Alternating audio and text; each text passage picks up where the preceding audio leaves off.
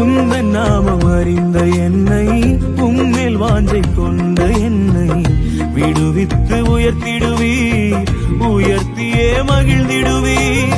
துதிக்கு பாத்திரர் நீரல்லவோ, மகிமைக்கு பாத்திரர் நீரல்லவோ, நீரல்லவோ.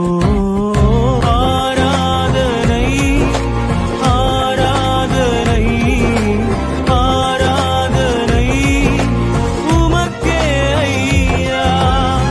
துதிக்கும் கனத்திற்கும் பாத்திரரே, தூயவரே எந்தன் துணையா